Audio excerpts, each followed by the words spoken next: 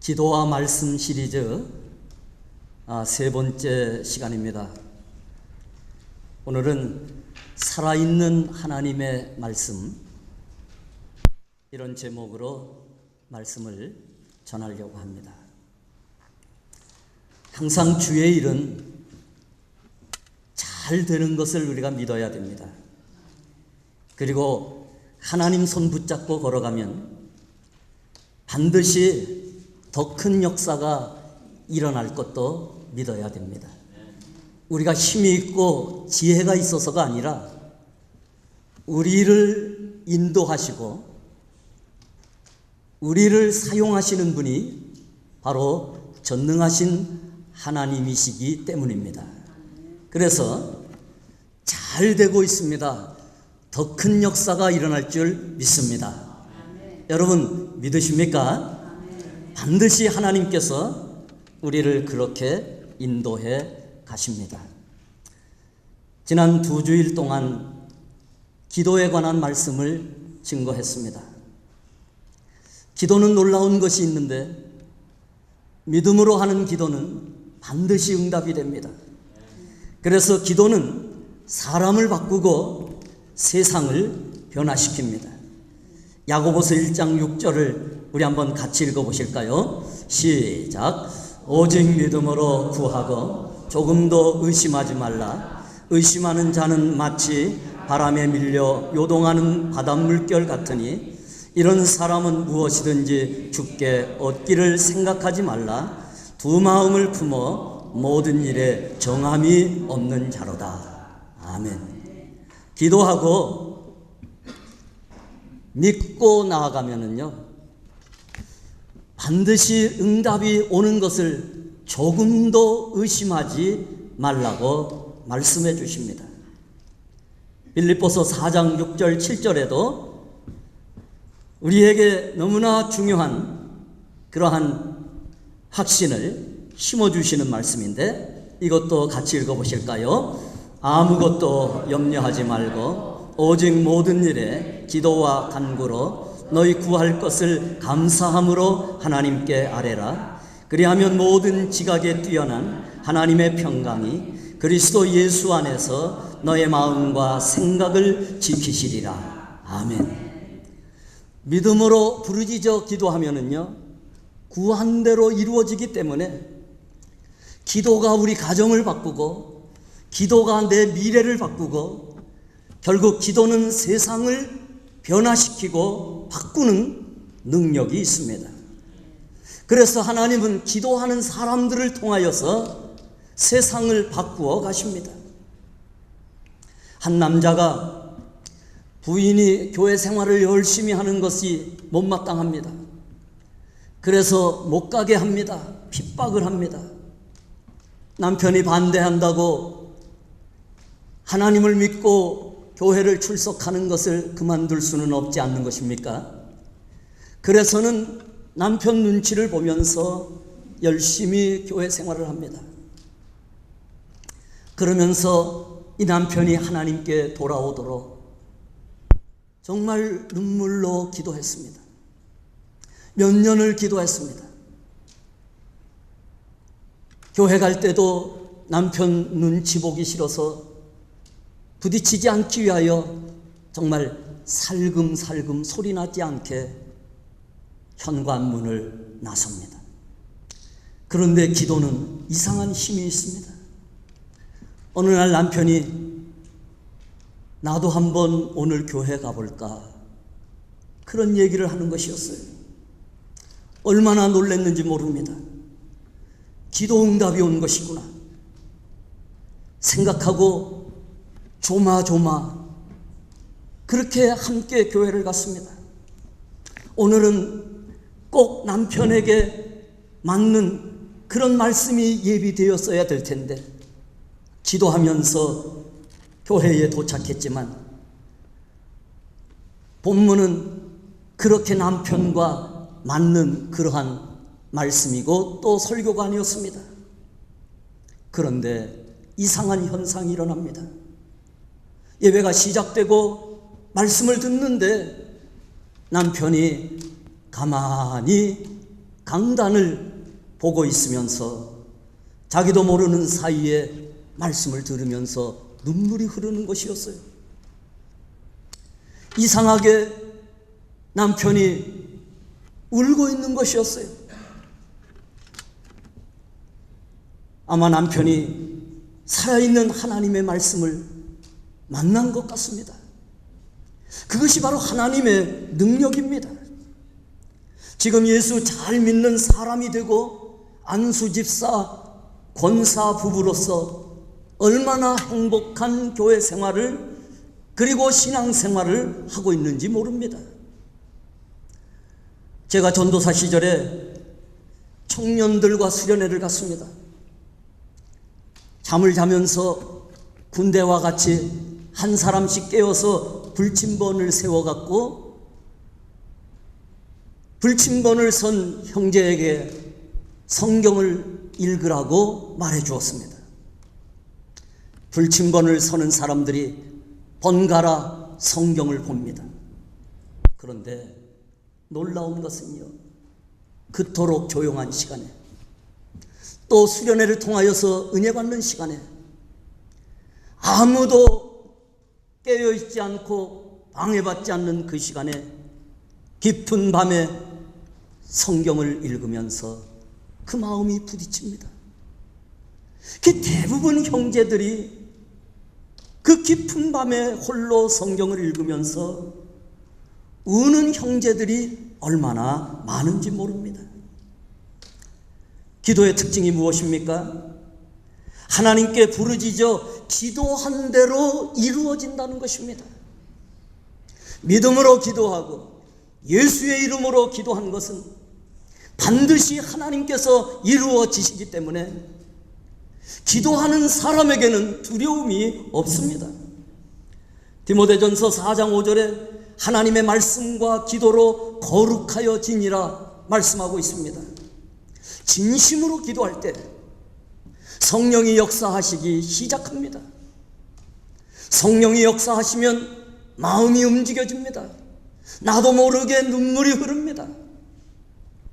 성령이 역사하시면 기도 응답의 역사가 찾아오는 것입니다. 하나님 말씀의 특징은 무엇입니까? 성령의 감동으로 된 말씀이기 때문에 읽고 믿으면 성령이 역사하시기 시작합니다. 성령이 그 마음을 움직이기 시작합니다.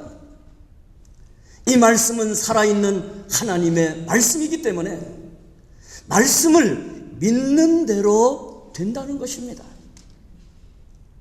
한 번은 한 사람이 귀신 들린 아들을 데리고 예수님 앞에 나왔습니다. 무슨 일을 할 수 있거든 우리를 불쌍히 여겨 주옵소서. 이 말을 들을 때 예수님이 말씀하셨습니다. 할 수 있거든이 무슨 말이냐? 믿는 자에게는 능치 못할 일이 없느니라. 그렇게 말씀해 주셨어요. 그 아버지가 큰 소리로 말합니다. 내가 믿나이다. 내가 믿나이다. 나의 믿음 없는 것을 도와주옵소서. 예수님이 그 말씀, 그 믿음을 받으시고는 더러운 귀신을 꾸짖습니다. 벙어리 되고 귀먹은 귀신아, 내가 네게 명하노니 그 아이에게서 나오라. 여러분, 예수님은 간절히 믿는 자에게 역사하시는 것입니다.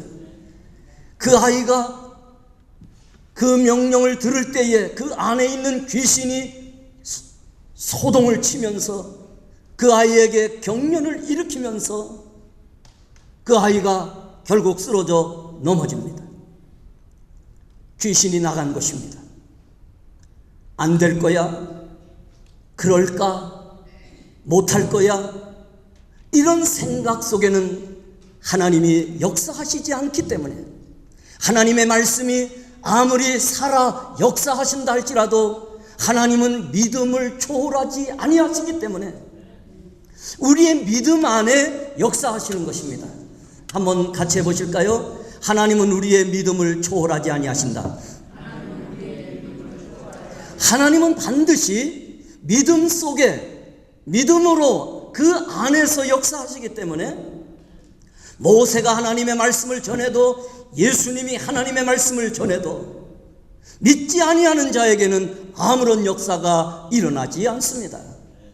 그러나 연약한 사람이, 보잘것없는 사람이 하나님의 말씀을 전한다 할지라도 내가 믿나이다,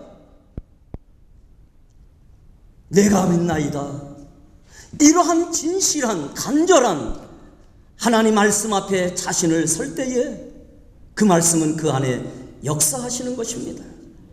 오늘 본문을 좀 살펴보겠습니다. 12절에 보시면은요, 하나님의 말씀은 살아있고 활력이 있어. 이 개역 한글에는 운동력이 있어 이렇게 번역되었는데, 새번역 개역 개정에는 하나님의 말씀은 살아있고 활력이 있어 이렇게 약간의 변동이 있습니다. 하나님의 말씀은 살아있다, alive 한다는 것입니다. 하나님의 말씀은 지금도 액티브, 지금도 움직이고 있다는 거예요. 여러분, 세상의 책 속의 글이나 사람의 말이 alive하고 액티브하고 그런 예가 어디 있겠습니까? 그러나 하나님의 말씀은 alive하고 액티브하고 좌우의 날선 어떤 검보다도 예리하여 혼과 영과 및 관절과 골수를 찔러 쪼개기까지 하며, 하나님의 말씀은 can cut 하는데 our spirit, 우리 안에 보이지 않는 부분과 our soul, 우리의 혼과 our joints, 우리 안에 있는 모든 관절들도 골수들도 하나님의 말씀은 쪼갤 수 있는 능력이 그 안에 있다고 말씀합니다. 얼마나 놀라운 일인지 모릅니다. 또 마음의 생각과 뜻을 판단하시니 지으신 것이 하나도 그 앞에 나타나지 않음이 없고, 우리의 결산을 받으실 이의 눈앞에 만물이 벌거벗은 것 같이 드러나느니라. 모든 것이 드러난다고 말합니다. 하나님 말씀은 모든 것을 드러나게 만듭니다. 생각도 드러나게 만들고, 마음도 보이지 않는 곳에서 우리가 행함도 하나님은 다 드러나도록 만드시기 때문에 하나님 말씀 앞에 숨길 것은 하나도 없습니다. 영어 성경은 재미나게 표현했습니다. Nothing is hidden from God. 하나님으로부터 감춰진 것은 하나도 없다. 그래서 하나님의 말씀은요, 지금도 일하고 계시고 움직이고 계시고, 하나님의 말씀은 모든 것이 드러나기 때문에 하나님 앞에 나와서 정직하게 예배드리며 은혜를 사모하고, 지나간 연약함들, 지은 죄들을 내어놓고 예수의 이름을 의지하며 회개하는 백성들에게는 하나님께서 은혜를 베풀어 주시는 것입니다. 한마디로 하나님의 말씀은 살아있다는 것입니다. 예레미야 23장 29절에 살아있는 하나님의 말씀을 이렇게 표현합니다. 하나님의 말씀이니라. 내 말이 불같지 아니하냐. 바위를 쳐서 부스러뜨리는 방망이 같지 아니하냐. 하나님의 말씀을 불로 비유하고 있고 하나님의 말씀을 방망이로 비유하고 있습니다. 무슨 말입니까? 하나님의 말씀은 살아있어서 때로는 불같이 사람의 마음을 뜨겁게도 하시고, 사람의 마음을 하나님의 비전으로 바라보면서 하나님과 한 마음이 되기도 하시고, 때로는 불로 태워버려야 될 것들은 하나님께서 다 태우기도 하시는 불과 같은 능력이 하나님 말씀 안에 있다는 것입니다. 뿐만 아니라 하나님의 말씀은 방망이와 같기도 합니다.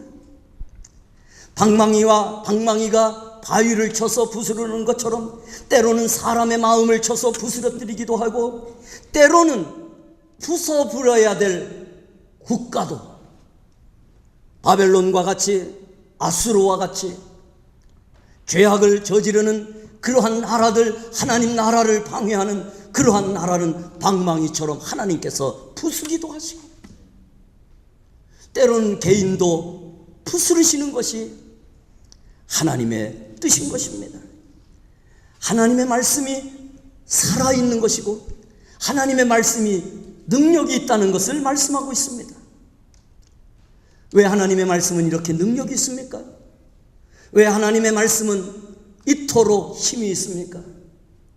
하나님의 말씀은요, 디모데후서 3장 16절에 보시면 하나님의 말씀은, 모든 성경은 하나님의 감동으로 된 것이라고 말씀합니다.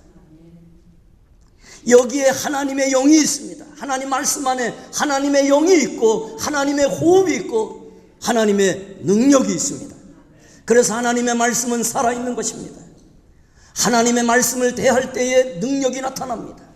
아멘으로 믿을 때에 믿음대로 되는 역사가 나타나기 때문에 하나님의 말씀을 믿고 그 말씀을 가슴에 새기는 백성들이 능력이 생기고 그 말씀을 따라 사는 사람들이, 순종하며 사는 사람들이 축복이 됩니다. 그래서 이 하나님의 말씀은 교훈과 책망과 바르게 함과 의로 교육하기에 유익하니 이는 하나님의 사람으로 온전케 하며 모든 선한 일을 행하기에 온전케 하려 함이니라. 여러분, 하나님의 말씀은 사람을 변화시킵니다. 하나님의 말씀은 사람을 변화시켜 주십니다. 성경은 하나님의 말씀으로, 하나님의 감동으로 된 것이기 때문에 살아있는 말씀이고, 이 말씀을 믿고 따라갈 때에 하나님이 원하시는 온전한 사람으로 나아가게 되는 것입니다. 지난주에 한 성도를 신방을 했습니다. 그분은 성경을 사서 옆에 금색이 지워지는 것이 싫어서 되도록이면 성경을 피지 않았습니다. 성경을 참으로 아꼈습니다. 결과적으로 성경을 읽지 않게 되었습니다. 그런데 어느 날부터 주일날 설교를 통하여 말씀에 도전이 됩니다. 내가 기도하지 않고 신앙생활을 바로 할 수 없구나. 내가 말씀을 바로 깨닫지 않고 신앙생활을 바로 할 수 없구나. 깨닫게 된 그때부터 성경을 폈습니다. 정말 간절한 마음으로 성경을 폈습니다. 이전과 다른 마음으로 성경을 읽었습니다. 그런데 이상하게 마음에 감동이 찾아오는 것이었어요. 재미있는 것은 몰랐지만 이상하리만큼 성경이 그 다음이 또 읽혀지고 궁금합니다. 그러다가 재미가 붙었습니다. 가게에서도 비즈니스 하면 성경을 읽고 집에서도 읽고 매일 하루에 성경을 5시간에서부터 8시간을 읽었다고 말합니다. 그런데 놀라운 것은 어느 날부터 그 성경이 자기 마음을 움직입니다. 그렇게 눈물이 날 수가 없습니다. 하나님의 은혜가 깨달아져서 눈물이 납니다. 내가 하나님 앞에서 너무나 많은 죄를 지었구나 깨닫고 눈물이 납니다. 그 죄를 씻어주시기 위하여 주님께서 나 대신 십자가에서 죽으셨다는 사실이 고맙고 감사해서 눈물이 납니다. 배반하고 도망가는 베드로에게 찾아오신 주님을 보고 나 같은 사람에게도 주님이 찾아오시겠구나, 찾아오셨구나 생각하면 얼마나 감사한지 감사해서 눈물이 납니다.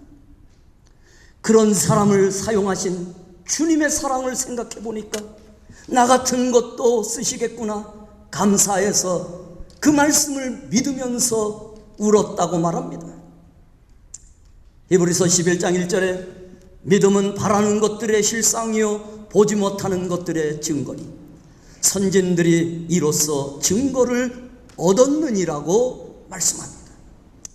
믿음이 없이는 기쁘시게 못하나니 하나님께 나아가는 자는 반드시 그가 계신 것과 또한 그가 자기를 찾는 자들에게 상 주시는 이심을 믿어야 할지니라. 히브리서 11장 1절과 6절의 말씀입니다. 믿음이 없이는 하나님을 기쁘시게 할 수가 없습니다. 믿음을 가지고 하나님의 말씀을 대하는 것이 중요합니다. 요즘 남자들이요 세 여자의 말을 잘 들어야 한다고 말합니다.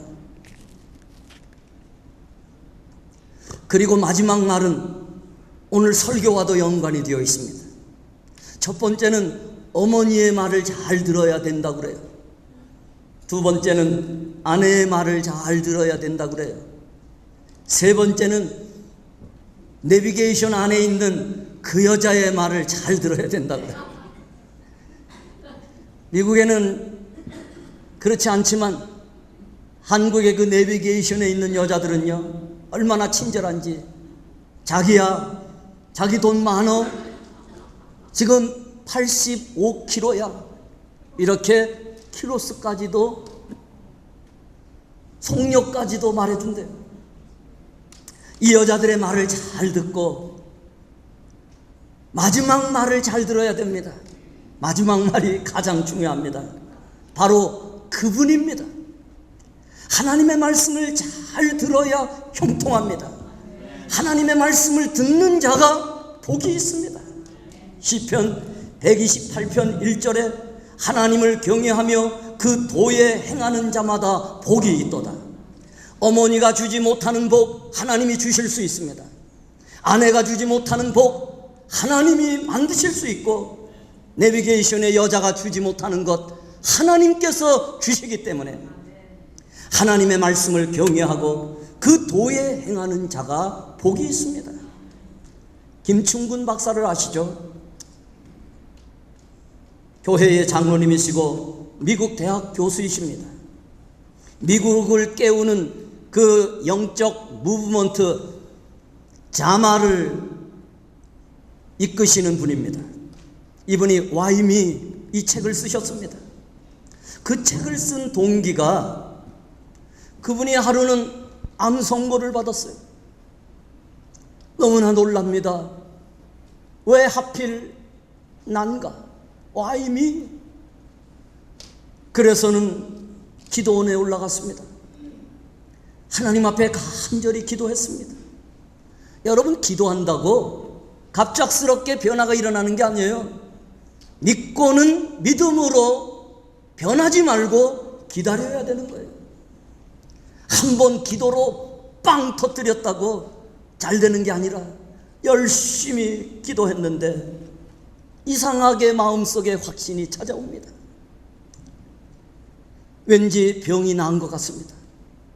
그래서 내려와서는 암 진단을 받았던 병원에 가보니까 변화가 일어났어요. 정말 암이 나와버렸어요. 그때부터 이 김충근 교수님은 교회에 와서 믿음의 중요성을 깨닫고는 열심히 봉사를 합니다. 그런데 다른 성도들이 이렇게 말할 만큼 봉사를 열심히 했어요. 저분 목사님께 아부하는 것 같아. 저렇게 열심히 하는가. 그런데도 다른 사람이 그런 말을 함에도 불구하고 이분은 변함없이 열심으로 교회를 섬기고 봉사합니다. 어느 날 재직회 때에 이분이 잠깐의 시간을 달라고 그래서 나와서 이런 말을 합니다. 여러분, 왜 제가 그렇게 여러분들이 아부라고 생각하는 것만큼 열심히 교회를 섬기는 줄 아십니까? 나도 대학 교수입니다. 사회적 지위가 있는 사람입니다. 그런데 제가 왜 성도님들한테 아부한다는 그러한 흉을 들음에도 불구하고 제가 변함없이 이렇게 하는 줄 압니까? 나는 정말 하나님을 만난 사람입니다. 그리고 믿음의 중요성을 깨달은 사람입니다.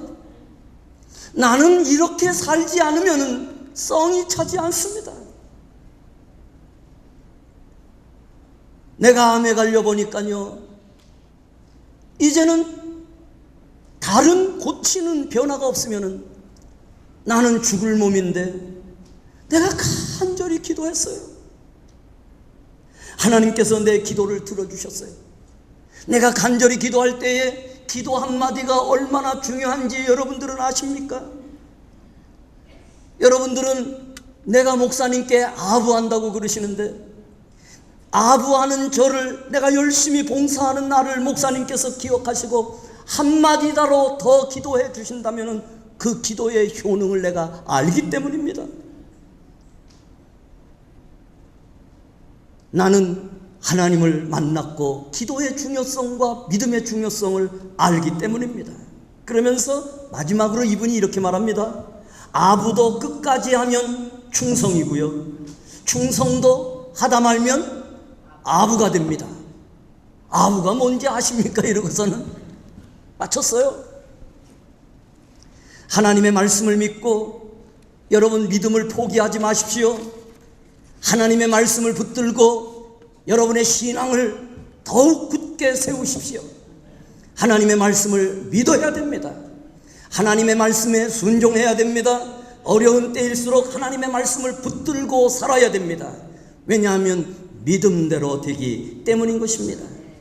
그래서요, 하나님은요, 이스라엘 백성들을 부르시고는 하나님의 말씀으로 살고 하나님 말씀대로 순종하면 내가 이런 복을 주리라 하고서는 그 복이 신명기 28장에 보면 많은 복을 열거하셨어요. 제가 그 앞부분만 이제 한번 같이 읽어보기를 원합니다. 신명기 28장 1절에서부터 2절에 한번 같이 읽어보실까요? 시작. 내가 내 하나님 여호와의 말씀을 삼가 듣고 내가 오늘 네게 명령하는 그의 모든 명령을 지켜 행하면 내 하나님 여호와께서 너를 세계 모든 민족 위에 뛰어나게 하실 것이라. 내가 내 하나님 여호와의 말씀을 청종하면 이 모든 복이 내게 임하며 내게 이르니니. 점점점 했죠. 그 밑에서부터 3절에 이르면서 하나님은 모든 사람의 주인이시기 때문에 모든 사람이 하나님 말씀대로 살면은 복을 주시겠다는 그 복을 열거하고 있는 거예요. 그러나 하나님이 우리의 주인 되심을 알지 못하여서 하나님을 경외하고 믿지 못하게 되면은 하나님 기뻐하시지 않는다는 것도 신명기 28장 후반쯤에 가면은 그것을 15절 16절에 열거하고 있습니다. 이것도 같이 읽겠습니다. 시작. 내가 만일 내 하나님 여호와의 말씀을 순종하지 아니하여 내가 오늘 네게 명령하는 그의 모든 명령과 규례를 지켜 행하지 아니하면 이 모든 저주가 내게 임하며 내게 이를 것이니 내가 성읍에서도 저주를 받으며 들에서도 저주를 받을 것이요. 점점점 했습니다. 그 밑에는 어떤 저주가 임하는가를 세세하게 기록하고 있습니다. 그러나 저와 여러분은 염려가 없습니다. 하나님을 경외하며 그리스도 예수 안에는 결코 정죄함이 없나니 예수 그리스도를 믿고 예수 그리스도의 그 이름과 보혈을 의지하고 걸어가는 사람들에게는 하나님의 은혜를 예비해 주셨고 저주보다는 복을 받는 거룩한 길을 열어놓으셨기 때문에 우리는 복을 받을 그러한 삶을 태어나서부터, 아니죠, 예수를 믿을 때부터 하나님께서 예비해 주신 것입니다. 그래서 여러분 예수 잘 믿으셔야 돼요. 하나님 사랑하며 하나님 경외하고 하나님 말씀은 살아있고 능력이 있는 줄 믿고 그 말씀 순종하면서 걸어가는 것이 우리 성도들에게는 얼마나 중요한지 모릅니다. 그래서 내가 열심히 사는 것보다, 내가 힘을 다하여 사는 것보다 하나님의 말씀을 따라서 사는 것이 더 중요한 것입니다. 내가 열심히 사는 것, 그것보다 더 중요한 것이 속도보다 바로 방향입니다. 아무데나 속력을 내는 것이 아니라 방향을 정하고 속력을 내는 것입니다. 그렇지 않으면 후회할 일이 생기고, 그렇지 않으면 결과가 헛됩니다. 바빠서 열심히 해서 얻는 것이 아니라 하나님의 말씀을 따라 살기 때문에 하나님께서 주시는 것이고, 올바른 방향을 정했기 때문에 하나님께서 우리를 인도해 가시는 것입니다. 사랑하는 우리 교회 여러분들, 하나님 말씀대로 사세요. 하나님 말씀대로 순종하며 사세요. 그러면 가장 행복하고 거룩하고 축복된 일들이 우리 삶 속에 놀랍도록 일어나는 거예요. 요즘 끈질기게 인내 정신을 말하는 그런 사람들이 삼마 정신이 있다고 그래요. 끝에 마자가 들어간대요. 그래서 삼마인데 포기하지 말라고, 첫 번째 포기하지 마 이렇게 말하고, 두 번째 주의 일 하는데 망설이지 마 이러고요. 세 번째는 지금 해봐, 또 해봐 임마. 마자 끝에 넣기가 힘든가 봐요. 여러분, 주님이 지금 그렇게 말씀하시는 거예요. 또 해봐, 포기하지 말어 임마, 또 해봐. 주님이 우리에게 예비하신 그 영광과 은혜와 축복을 주시기 위하여 주님은 오늘도 우리를 부르시는 거예요.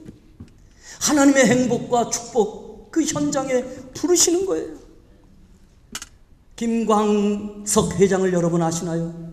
소망교회 장로님이시고 참존 화장품 회장이세요.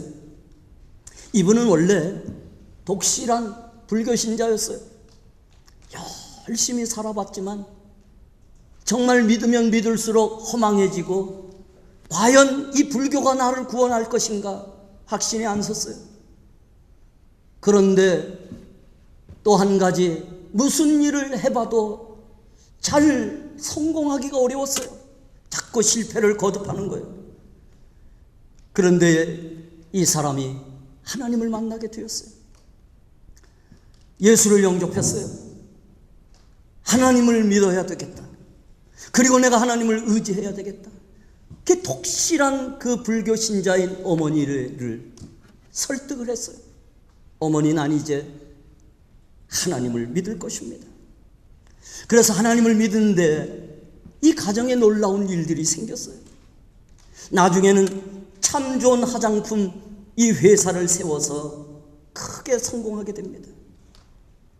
그러면서 자신의 지난 날들을 돌이켜보니까 신앙생활에는 자기가 경험한 바 신앙의 단계가 있다는 것을 말하면서 신앙의 4단계를 간증하며 다니십니다.